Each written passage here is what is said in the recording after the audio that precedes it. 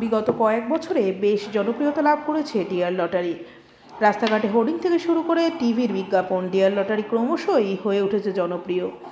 একটিবার জিততে পারলেই বদলে যাবে জীবন।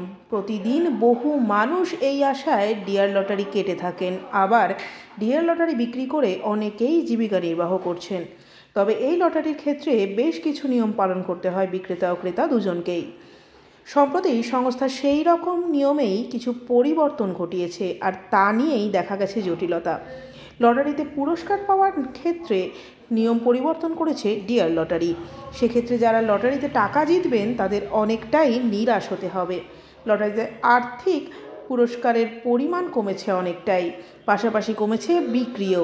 এই লটারিতে একজন ব্যক্তি পেয়ে থাকেন সর্বোচ্চ পুরস্কার, তবে অন্যান্য একাধিক জন ছোট ছোট পুরস্কার পেয়ে থাকেন। তবে এবার কমিয়ে দেওয়া হয়েছে এই ছোট আর্থিক পুরস্কার।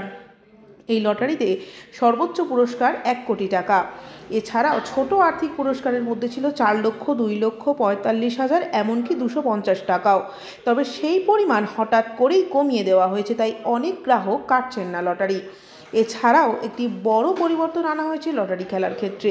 আগে শুধুমাত্র যে টিকিটগুলো বিক্রি হতো সেগুলির মধ্যেই লটারি খেলা হতো, তবে এবার থেকে অবিকৃত টিকিটগুলিও খেলার অংশ হবে। তাই অনেক ক্ষেত্রে দেখা গেছে এমন লটারির নাম্বার পুরস্কারে উঠেছে যেটি বিক্রিই হয়নি। তাই অনেক লটারি গ্রাহক নিরাশ হচ্ছেন। স্বাভাবিকভাবেই অনেকটাই কমে গিয়েছে ডিয়ার লটারির বিক্রি কমে যাওয়ার আর্থিক ক্ষতির সম্মুখীন হচ্ছেন বিক্রেতারা। ক্রেতা এবং বিক্রেতা দুই পক্ষই এখন চাইছেন পুরনো নিয়ম ফিরে আসুক।